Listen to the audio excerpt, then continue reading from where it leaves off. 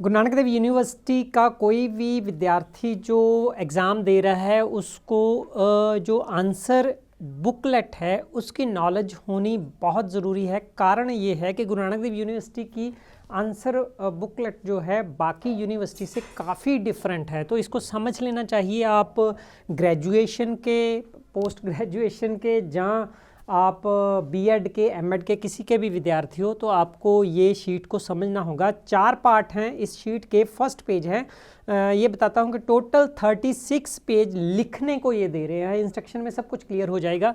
सबसे पहले है ये पार्ट ए है, ये पार्ट बी है, ये पार्ट सी है, ये पार्ट डी है। तो पार्ट ए स्टूडेंट्स के लिए है। इसके नीचे ये फ्लिप जो है आप थोड़ी पिंक कलर की देख रहे हो, इसको उठा के इसके नीचे इन्फॉर्मेशन फिल करनी होती है या सिग्नेचर करने होते हैं। और इस पर आप कोई भी, यहाँ लिखा है don't write anything on this flap, इस फ्लैप पर कुछ नहीं लिखना। Write anything on this flap will be treated as unfair means, यहाँ कोई निशानी नहीं लगा सकते। हाँ, आपने फिल क्या करना है, यहाँ पर डेट ऑफ एग्ज़ाम ये ब्लॉक में लिख देना है। डे क्या है, मंथ क्या है, ईयर कौन सा है ना, ये फिल कर देना है। इजी है। ये सब्जेक्ट आपने फिल कर दिया और ये आपने फिल कर दिया क्लास है। इसके नीचे एग्ज़ाम कोड, ये वाली इन्फॉर्मेशन होगी। पार्ट ए की इन्फॉर्मेशन इजी है आपके लिए। गुरु नानक देव यूनिवर्सिटी का पार्ट जो बी है, to be filled by the examiner, ये आपने कुछ भी फिल नहीं करना। इसकी बात तब करेंगे जब मैं बताऊंगा कि यूनिवर्सिटी के पेपर चेक कैसे होते हैं। मतलब उसका क्या पर्पज़ क्या होगा कि आप एग्जामिनर को फैसिलिटेट कीजिए, ईमानदार रहिए और सिंसियरली जब करोगे तो एग्जामिनर को इरिटेशन मत दीजिए। इरिटेशन देने से आपके मार्क्स साइकोलॉजिकली कम होते हैं। ये उस वीडियो में बताऊंगा इन शीट्स को बता के कि आपने कौन सा ध्यान रखना है।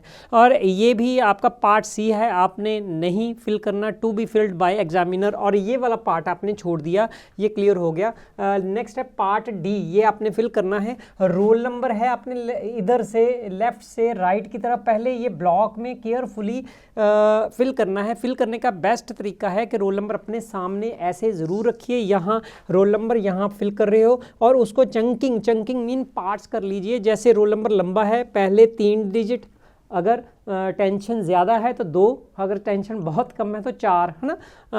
3 वैसे इजी रहते हैं। जैसे 5 4 3 कर लिया, लिख लिया। पहले रीड किया, मन में उसको रिपीट किया और फिर लिख लिया। नेक्स्ट डिजिट का जोड़ा उठाया, जब 3 डिजिट आपने उठाई, है ना। आपने टुकड़े कर लेने हैं इनके। आप 2 2 2 2 भी कर सकते हो, 3 3 3 करके भी कर सकते हो। पढ़ना है, माइंड में रिपीट करना है, थोड़ा लिप्स हिलने चाहिए जब आप लिख रहे हो, क्योंकि ये एक्यूरेसी में हेल्प करती है चीज़। तो आप बोल के लिख रहे हो, यहाँ पर लिख के फिर स्लिप से मैच करके वेरीफाई कर लेना है। वेरीफाई करने के बाद फिर जो है ये डॉट्स है, ब्लैक पेन से इसको सर्कल करोगे। फॉर एग्जांपल यहाँ पर 1 है तो यहाँ पर 1 को राउंड कर दोगे।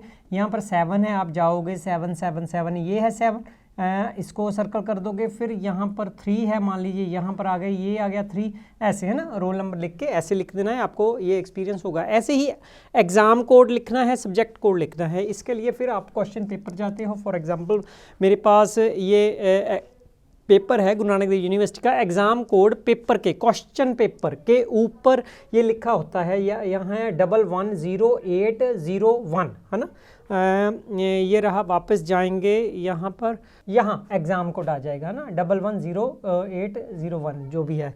और सब्जेक्ट कोड है। फिर आप ध्यान से देखोगे सब्जेक्ट कौन सा है, 4 डिजिट होंगी, 2776, ये गया। मैं फिर यहाँ पर लिख दिया 2776। उसके बाद ये नीचे वाले डॉट जो है ब्लैक से, या बबल जो जिसको बोलते हैं, आपने फिल करना है। उसके बाद ये सेमेस्टर है। सेमेस्टर फॉर एग्जांपल 01 है, जहाँ 02 है, सेमेस्टर 04 है।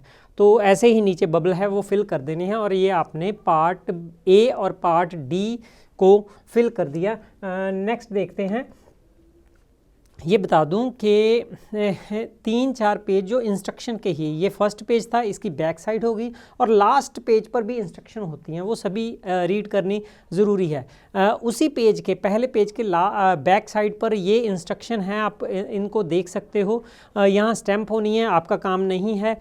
ये instruction for candidate to fill part D ये आपका है ना, और पार्ट ए ये आपका है। Part C instruction for examiner checking assistant to fill, ये आपका नहीं है, आपने रीड नहीं करनी। हम ये रीड करने लगे हैं। Use black pen for writing alphabets and numerical box. Numerical box कौन सा है? ये वाला, ये न्यूमेरिकल बॉक्स है। और ये वाले डाउनवर्ड जो है बबल है, इसको बड़ा करके देखना है, ऐसे करके देख सकते हैं। ये रहा ऐसे, है ना, ये न्यूमेरिकल है और ये बबल हैं। आगे चलते हैं, ये देखते हैं। Use black pen for filling the circle, ये बात हो गई, बबल जिसको बोल रहे हैं। Candidate to fill their roll number from left to right, इधर से इधर को जाना है, इधर से इधर को नहीं आना। वैसे कई सुजेस्ट करते हैं यूट्यूब पर, आपने देखा होगा कि राइट से आप इस तरफ आइए। मैं कोई सुजेशन नहीं देता। कारण क्या है कि सुजेशन क्यों नहीं देता कि नॉर्मली जो आपके माइंड की है ना आदत है उसके मुताबिक चलिए। एक पोलरिज्म जो है प्रिंसिपल है E.L. थॉर्नडाइक का, सेकेंडरी प्रिंसिपल है कि जिस ऑर्डर में आप नॉर्मली लिखते हो उसी में ही आपको लिखना चाहिए। एरर की प्रोबेबिलिटी कम होती है, उससे उल्टे डायरेक्शन में जाने से आपकी गलती बढ़ जाती है। तो ये हो गया एग्जाम्पल और फिलिंग, ये दिया गया है। इसको बड़ा करके देखना है, ये देख सकते हैं यहाँ पर 3 4 7 है ना, यहाँ से 3 लिखा है, ये पहले वेरीफाई कर लिया मैंने। 3 4 7 लिखा था, फिर 2 8 9 लिखा, फिर 3 4 7 लिखा, फिर 2 1, ऐसे मैंने टुकड़े करके लिखा और उसके बाद 3 को यहाँ फिल कर लिया। ये मेरे ख्याल में आपको पता है, बताने की कोई ज़रूरत नहीं है। नेक्स्ट है fill the examination code and subject code from the question paper carefully and darken the corresponding bubble, ये बात हो चुकी है। Fill the semester and class carefully, बात हो चुकी है। General instruction, don't write write your roll number anywhere in the answer booklet except on part A and part D। Roll number कहीं नहीं लिखना। यहाँ जो है छोटा कर दूँ इसको, ये रहा है ना, ये लीगली आपने पार्ट ए में भी लिखना है, डी में भी लिखना है। इसके अलावा कहीं भी एक क्वेश्चन पेपर पर लिख सकते हैं आप अपना सिर्फ रोल नंबर, और कुछ नहीं लिखना होता क्वेश्चन पेपर पर। तो ये रहा, don't use pencil for answering the question except diagram, very important है। लड़कियां जो है मोस्टली हैं वो डायग्राम बनाती हैं, बीएड में एमएड में ये सुजेस्ट बहुत किया जाता है कि डायग्राम के मार्क्स आते हैं। तो डायग्राम कैसा होना चाहिए, इस पर डिफरेंट वीडियो बनाऊंगा। कौन से डायग्राम आपको डाउन लेके जाते हैं, कौन से डायग्राम अप लेके जाते हैं, कौन सा डायग्राम, उसकी विशेषताएं क्या होती हैं, इस पर आप कमेंट से मुझे याद करवा देना, तो मैं डायग्राम पर बना दूंगा। Don't use pencil, it means ये 2 नंबर जो इंस्ट्रक्शन है वेरी इंपॉर्टेंट। गर्ल्स जो बनाती हैं डायग्राम, तो मैं कई बार रोक चुका हूँ, लेकिन यहाँ पर नहीं इंस्ट्रक्शन है, इसलिए आप पेंसिल का प्रयोग सिर्फ डायग्राम के लिए करोगे, उसके अलावा कहीं नहीं करोगे, वो निशानी मानी जाएगी। तो ये पेंसिल होगी, ब्लैक पेन वहाँ हो गया। Don't write and draw anything inside answer book which reveal your identity, ऐसा कुछ भी नहीं करना कि ये लगे कि ये आपने अपनी पहचान छोड़ दी है। और कि पहचान छोड़ने का मतलब है कि आपने किसी क्लर्क से, किसी से ऐसे बात की हुई है, या एग्ज़ामिनर से बात की हुई है, अगर इस ऐसे निशान आए, अगर ऐसे धार्मिक मैंने लिखा होगा, ऐसे साइड में क्रॉस किया होगा, कुछ भी ऐसे हैं, तो वो मेरा पेपर होगा, ऐसी बात को माना जाता है। तो ऐसे होता भी है। तो ये होगी सी पार्ट की, और ये ए पार्ट की भी पढ़ लें। Part A, don't write anything on back side of cover page, है ना। ये हो गया। Write your roll number only the specified column, ये भी बात हो चुकी है। The roll number found elsewhere any other symbol found in the answer book will be treated as unfair means, जो बात मैंने बता दी है, UMC बन जाती है, आपको 2-3 साल के लिए निकाल दिया जाता है, आप एग्ज़ाम नहीं दे सकते, ऐसे कुछ होता है। Read the instruction carefully, give on the question paper and admit card, आपके पास होगा, उसके लिए अलग वीडियो हो सकती है। राइट ऑन, ये जो यहाँ पर इंस्ट्रक्शन होती है, ये वाली जैसे ये है ना इंस्ट्रक्शन, ये attempt 5 question in all selecting at least, ये वाली इंस्ट्रक्शन है। हर पेपर की या फ्री होगी। नॉर्मली एक तरह के पेपर के लिए ग्रेजुएशन के सभी का पैटर्न नॉर्मली यूनिवर्सिटी एक तरह का ही रखती है, जैसे 5 यूनिट है, 4 यूनिट है, उनमें से 2 में से एक करना है। Don't write roll number, name, signature etcetera on graph paper, chart and tag these inside the answer book. ये नॉर्मली जो यूज़ करते हैं हम। Don't write anything on question paper except roll number. Question paper इसकी बात करें हैं, यहाँ पर आप ऊपर अपना रोल नंबर पूरा लिख लीजिए कि मेरा क्वेश्चन पेपर है, उधर इधर नहीं जा रहा। अगर इधर उधर पकड़ा जाता है तो वो क्या समझा जाता है आपको पता चल गया है कि क्या होता है। Fill the roll number in the box, carefully fill the exam code, subject code from the question paper. ये जो इंस्ट्रक्शन है, जो इसके बारे में पढ़ भी लिया है हमने, पहले बात भी कर ली है, लेकिन लास्ट में जो इंस्ट्रक्शन है इसके आगे लास्ट वाली शीट एक होती है, ये वाली instruction for the candidate. This is very important. क्यों? कारण क्या है कि इतना जो ये इतना ज़्यादा है, ये टाइम कंज्यूमिंग है। That is why Guru Nanak Dev university 15 minute extra आपको कहती है कि पहले जाके बैठना है। 15 मिनट अगर आप नहीं पहले जाके बैठते तो आपका जो ये फिल करने वाले 15 मिनट हैं वो चले जाएंगे। उस 15 मिनट में क्या क्या शामिल है? Check the entire answer book. उसमें क्या करना है? आपने सारी 36 पेज है, 1 से 36 तक। ये देखिए यहाँ पर ये शीट है ना, यहाँ दिखाता हूँ, तो ये ऐसे आंसर लिखा होगा। ये फर्स्ट पेज है, सेकंड पेज है, थर्ड पेज है। तो ये पेज है, आपने देखना है कि पेज पूरे हैं, पेज फटे तो नहीं हैं।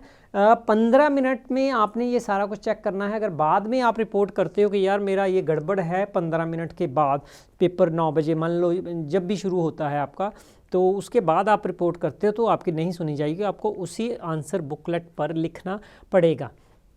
After 15 minutes from the starting paper, no answer booklet shall be replaced due to shortage of page or any other reason कि मेरे पेज कम है, ऐसे नहीं कह सकते। Don't write your own name or that your college or you are a private candidate। मतलब आपने कहीं भी उस पर अपना नाम नहीं लिखना, वो आइडेंटिटी वाली बात होगी। You are to answer every question in eligible hand writing. ये आपका फ़र्ज़ है और एग्जामिनर का अधिकार है कि आप कम से कम ऐसा लिखिए, क्योंकि स्पीड के मामले में एलिजिबिलिटी कम हो जाती है, तो आपको मिडल पाथ अपनाना पड़ेगा। इसके लिए डिफरेंट वीडियो होगा कि हैंड राइटिंग का क्या और हैंड राइटिंग वर्सेस स्पीड, ऐसे वीडियो होगा। आप कमेंट से याद करवा दीजिए। इसको मैं बड़ा कर लेता हूँ, मेरे ख्याल इंग्लिश में क्योंकि वो पंजाबी इंग्लिश में ही पढ़ लेते हैं ना। नेक्स्ट है, ये बड़ा पढ़ लिया हमने, ये छोटा कर लेते हैं।